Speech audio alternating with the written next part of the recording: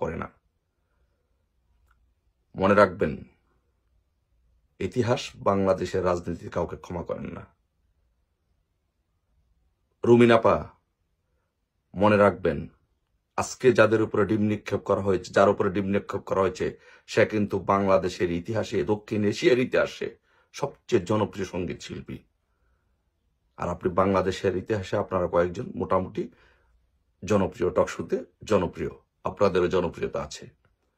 আপনারা যদি একজন নারীর উপরে, একজন নারী নেত্রীর উপরে, একজন সংসদ সদস্যের উপরে, সে নারী, সে নেত্রী, সে আপনাদের সংসদের কলিগ, তার উপরে ডিম মারা হয়েছে মানে আপনাদের উপরে ডিম মারা হয়েছে। তাকে অপমান করা হয়েছে মানে আপনাদের উপর অপমান করা হয়েছে। আর এই আপনারা তো তাদের উপরে ডিম মারেননি না, আপনারা বলে দিয়েছেন। তো তাহলে ভবিষ্যতে কেন আপনাদের উপরে ডিম নিবেন?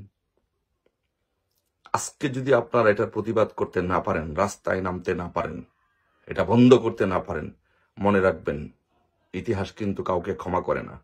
এবং আপনাদের উপরে কত ধরনের ডিম চান, হাঁসের ডিম, মুরগির ডিম, কবুতরের ডিম, রাজহাঁসের ডিম, স্বর্ণের ডিম, রূপার ডিম, পাথরের ডিম, যত ধরনের ডিম আছে সব ধরনের ডিমই কিন্তু আপনাদের উপরে নিক্ষেপ হবে।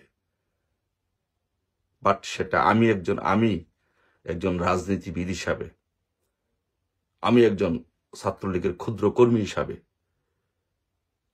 আমি চাই না আপনাদের কার উপরে ডিম নিক্ষেপ হবে। কোনো নারী জাতির, কোনো নারীর উপর, কোনো নেতার উপর, নেত্রীর উপর অসম্মান হোক, সেটা আমি চাই না। যদি কেউ অপরাধ করে, আইন তার বিচার করবে।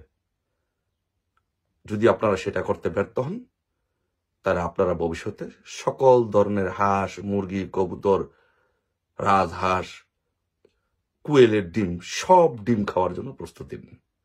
শুধু এইটুকু বলি আজকের মতো শেষ করছি। জয় বাংলা।